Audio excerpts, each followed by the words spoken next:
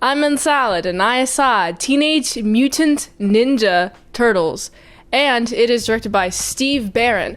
This was a request by a Patreon.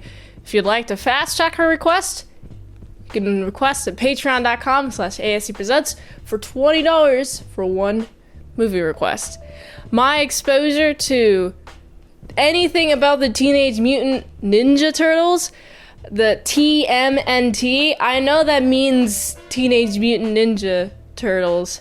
Name is really hard to say over and over and over again, but I'm going to keep saying it over and over and over again. I saw some of the cartoons, but I never watched it, religiously when I was younger, so I didn't really know there was a old movie, although it makes sense.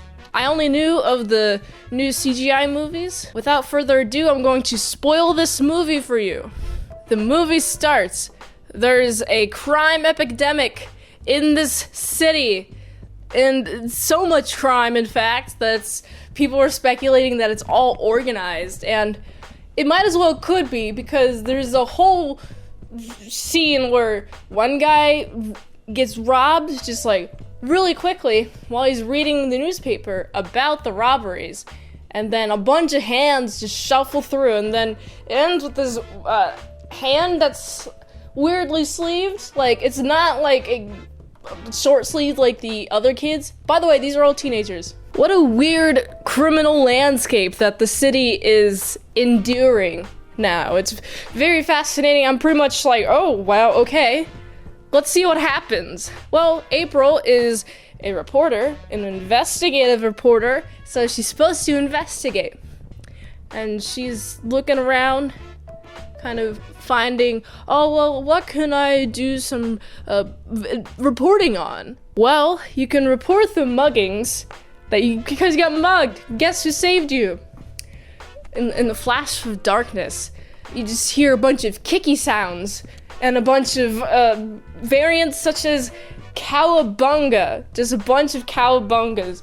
Every hit is a cowabunga sound. I assure you that is completely accurate to the movie. And April saved. All of these hench guys are tied up, but someone left their special weapon, and someone's really mad about it. Well, who's very mad about it? Well, Raphael. Raphael wears the red mask, and honestly, for probably the first 20 to 30 minutes, I couldn't tell the difference between Michelangelo and Raphael based on their masks, because their colors look very similar, except for when they're in daylight. It's like, okay, that's clearly Michelangelo, or that's Raphael. But also, the more you progress, you can also notice that Raphael is very angry. He's the angriest out of the bunch. He's like, I want my weapon back. And you have Splinter, which is a master rat. I don't know if I want him as a pet. Honestly, he looks like he's been in the sewers for 15 years. You have to stay hidden, stay within the shadows. And you know what happens if you don't get out, stay in the shadows? Well, if you do get out and go out in the lightness, you'll get caught. And this is pretty much Raphael when he's like, oh, I'm so upset that I don't get my weapon that I'm gonna go up and go to the movies, and then I'm gonna run into a guy who's like, oh, I'm gonna stop all this crime. I'm a vigilante. And guess who he meets? He meets Casey Jones. And he's a cool guy. Casey Jones is a little bit violent, though. Raphael was like, don't be so violent. Because he was about to chop him. He was about to slice and dice him. like a gourmet chef. That wouldn't be a good meal. Not in a famine. You don't have to slice and dice him. But anyway, we have Raphael. He's like, don't slice and dice him. And they get into a huge tussle. With all the hooligans, the couple of hooligans that he caught just run away. And it's like, oh no! The hooligans are going. Where are they going? The ability to slice and dice some of them just to get rid of them. There's the tension there between Raphael and Casey Jones. Pretty much at the beginning, I'm like, oh, heckin' yeah. Very excited to see what the other turtles think of this. And the other turtles, they're like, oh, we're eating pizza. I'm going to order a pizza. And it's going to be delicious. So not following the turtles anymore, you know what happens? Well, we're following April now. April is talking to some cops. Hello, cops. I was saved. But wow, did you see them? Those guys that were mugging me? There were some guys who were mugging me. Okay, sir. Ma'am. Rather, okay, ma'am. Very rude police officers that we're dealing with. Okay, ma'am. Doesn't matter, no. Instead, let's have some creepy guy just be like, oh, get her out of here. Get her gone. She doesn't deserve to be here. And I'm like, whoa, okay, how is this guy gonna get April gone? Okay, well, we're gonna figure that out a little bit later, especially since April is now walking alone again, and she was going to the subway, and then she misses the train, and guess what happens? She gets ambushed again! How many of these people are here? They're called the Foot. There's so many feet. How many feet could there possibly be? Maybe like 42 feet. Then that's like, what's the math there? 42 divided by 2. 21. That's like 21 people. Holy diggity dong dang. That's so many. Cowabunga, dudes. Raphael does a pretty good job of keeping all of these ambushers at bay. And it's honestly, it must be because he's so angry that he's able to just kick and punch away. And he doesn't get his weapon back, but he does take April. Once all of the hooligans are dealt with, well, okay, let's take her to the den.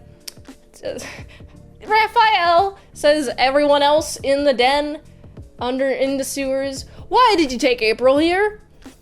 She was hurt. Yeah, Splinter, he's like, okay, fix her up. Give me some cold rag. I would like a cold rag, please. April wakes up, and you know what happens when April wakes up? Well, we gotta explain why she's down here and what's the origin of us. Okay, well, there's a bunch of 4 turtles and some ooze 15 years ago, so these turtles are at least 15 years old, okay, and they're really obsessed with pizza. Good on them. Very nutritious snack. Eat pizza daily, says the Teenage Mutant Ninja Turtles. Message approved. But Splinter's like, I learned the art of martial art by watching my master Yoshi. And I'm like, is this a Mario question mark? I watched my master Yoshi do a bunch of moves, and I just copied those moves. And I'm like, whoa, as a rat? Wow. And then, man, he also gets some of the ooze on himself, and the turtles are growing, and he's growing. It's like, wow, epic. Do they have like a stopping point to when they grow, or are they like at full size? And what are the Teenage Mutant Ninja Turtles? I guess it would be Adult Mutant Ninja Turtles. How tall do they get? Are they like 6'5" or something? Then they're like super bulky, and how would they carry their shells? I think they're perfect size right now, honestly.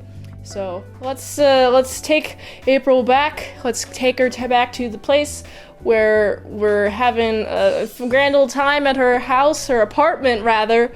This is a city, she can't afford a house, so she has an apartment. It's a pretty roomy apartment, honestly. And you know what's also fun about the apartment? Well, it's a good distraction because they were followed. This is the danger of being seen, Raphael. You're being followed, and now they took the rat. They took Splinter. They should have washed their hands after. But anyway, they took him, and then the Teenage Mutant Ninja Turtles go back to the den. They're like, oh my god, they're gone! We gotta go back to the apartment. And then they go back to the apartment, and guess what happens? They gotta hide again because April's boss, seems very evil boss, is like, hello.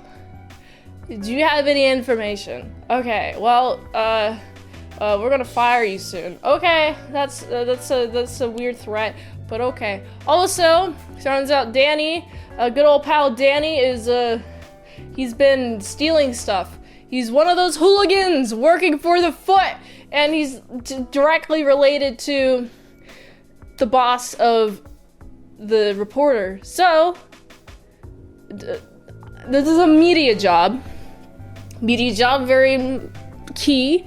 So, is this bad, evil guy controlling the media? What? That's too deep for me to understand. Let's get back to turtles, flipping around and doing ninja stuff. So I'm just thinking, okay, well, turns out that the turtles are like, well, we're gonna hang out in April's apartment. Maybe we should do something. Maybe we shouldn't. And Raphael, he's like, oh, I'm angry, I wanna do something. And like, sometimes the best thing to do is to not do anything at all. He doesn't understand the lesson, so he goes up to the roof, and guess who spots him? Casey. Like, Raphael, you're not like keeping a low profile at all. You're just doing flips and flippity floppy flips on the building of this apartment. And like, wow, man, what a cool turtle. I want to be like Raphael one day.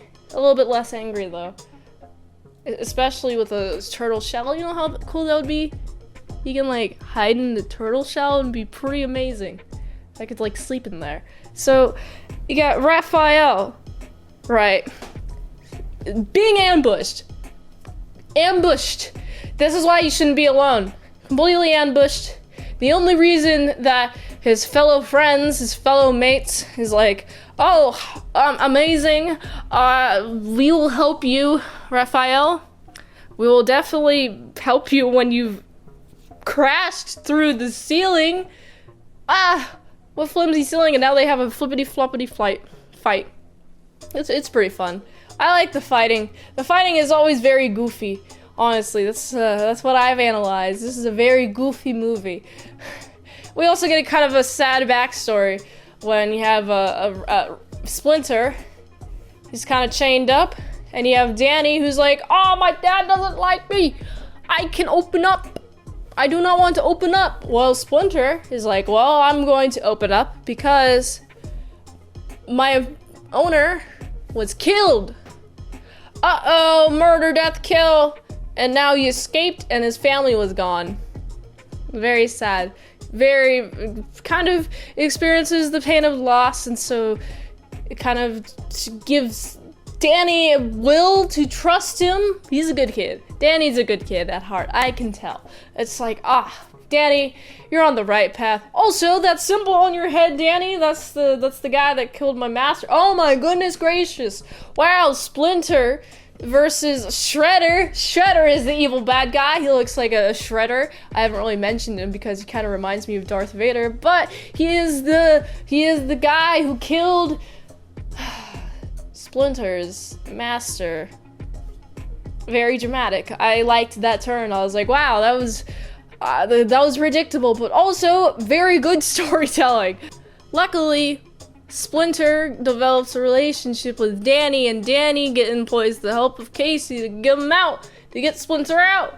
He also explains why he lost his ear, which is very tragic. I wouldn't want to lose my ear. That sounds very painful. Yeah, painful is the correct word for that. So to get him out of here, get him out. All right, cool. And now it's time to do the flippity floppity. Don't stop the jumpity everywhere. Just kick, punch, kick, punch, punch, punch, punch. Keep on doing it. We gotta work together as a team in order to defeat Shredder. But no. Everyone's like, oh, we can defeat this guy, okay. And they go one by one, which is how they are defeated and are winded. And Shredder's just like letting them be there. Shredder could kill you guys. You guys are underexperienced, but he's just a very nice guy. But, you know, they've developed all teamwork. We gotta push Shredder somewhere because we're too, I would say, very underskilled compared to Shredder. So we gotta work as a team. We gotta hone the skills, the abilities, the choppity chops. Also, we gotta take a little stop at April's farmhouse, I guess. She has a farmhouse. It's pretty, honestly. After they destroyed the apartment when they were fighting, I was like, oh, they're destroying everything. But that does not quite matter. What does matter is that, well, you're safe here. Also, we were able to help all of the kids go out of foot. What do I mean by that? Casey is offered to sleep underneath the sewers, in the sewers, with the rest of the gang before they have a big flippity floppity. We're gonna go fight people. And he sleeps, but he's woken when Danny is also down there, crawls up the sewer gate, and walks to the foot campus, I'm gonna call it, because it's like an underground basement. Not a basement, but it's rather like a building. It's really, there's no windows, which is why it's like a basement. And it's just like a bunch of like pool tables and poker tables and alcohol and like a bunch of kids. And I'm like, there's adults supervising the use of the alcohol and the cigarettes. No good. No good. So we gotta stop that operation. And we gotta get half the kids out of there because they're like, oh, we see the evil ways of this guy. Ah, he is not our family. Our dads are our family. And it's quite lovely, the message. Like, don't listen to random strangers because they're going to take advantage of you to steal everything.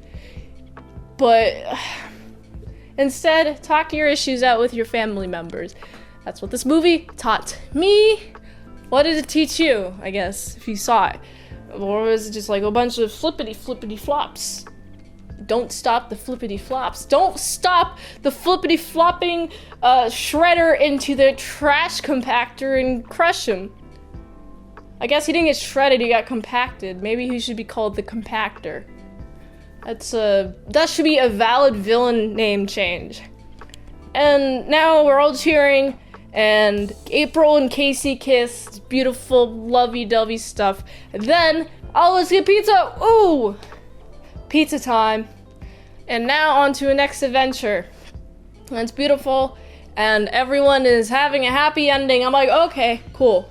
And that's how the movie ends. Beautiful, sweet, sicking ending. Very fun. It's a very fun movie. The idea of a rat being trained, being able to stand up on its own hind legs in the first place and then do kick moves, it must be a very intelligent rat. What type of experiments were being performed on this rat? I'm curious, I want to know more of the backstory. Where is the backstory on this rat? Come on, Shredder. Shredder is the cheese grater head, but Splinter. Also, where'd you get your name, Splinter? Did you get a splinter one day and like, I heard someone said this is called a splinter. I am now Splinter. What is the origin of, I want more details. Give me more details, please. Also, why was there just a bunch of turtles in the sewer? Were they flushed down a toilet? Who flushed them down a toilet? What? Is a toilet big enough to fit turtles? Okay, this is a hypothetical. I'm just speaking in hypotheticals at this point.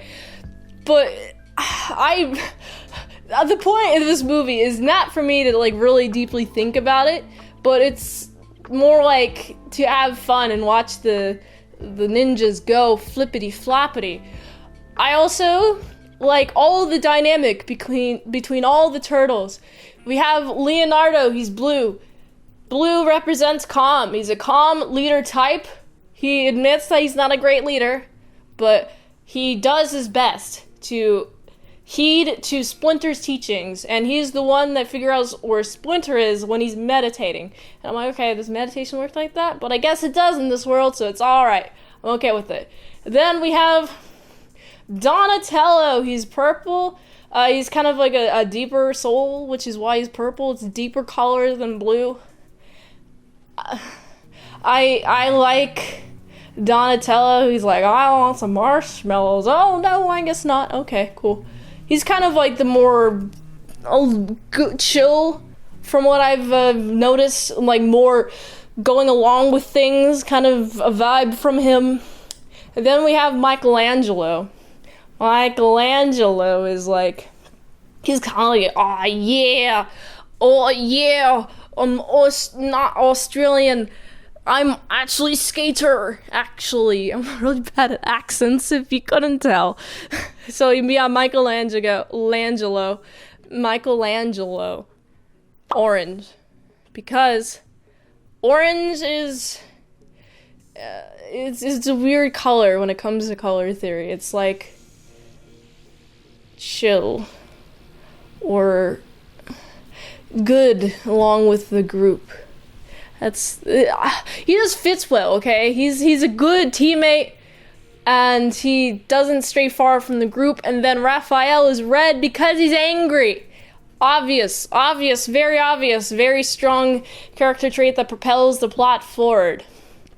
And I like all of their dynamics. Also, the suit acting and I don't know if the mounts are puppeteered or not. It looks like it. But the suit acting, great. The emotion, epic. I'm just like, how did they go flippity floppity in those costumes? They looked like it's weighed at least like 100 pounds. It looks very heavy. Must have had some strong actors. And other than that, I really like the sets. Oh man, the sewer's gross, which should feel like that. The city is grimy, feels like that because there's a bunch of crime. And honestly, I liked the relationship, like the father-children relationship with Splinter and the turtles. I liked their relationship dynamic. It feels like a deepened. I would enjoy that, but I do like how there's it's like a family story. It's a good message, because the message is so good, and the turtles who have mutated, and they're ninjas, and they're turtles, and they're teenagers. Did I mention that? And they're flippity floppiting. I gotta give this movie a solid 6.7 out of 10. If you liked that review, be sure to like, comment, subscribe, and share this video with everyone you know. The ultimate goal of this channel is for me to become an expert movie reviewer. So, if I haven't watched it, reviewed it on the channel, there's a chance I haven't seen it at all. So, if you'd like to request a movie for me to watch, go to the comments below, put them there. Or you can fast track that request. Patreon.com/ASEpresents, $20 a month for one movie review per 1 month. Or $3 a month for some daily vlogs, all at patreon.com/ASEpresents. And if you want to help support the daily grindiness, go to this link tree right here for some daily sets and SFW content. Really helps with the daily grindiness of the channel. So go here, and until next time, I'm Mint Salad Saw. I'll see you later, my salad croutons and bacon bits.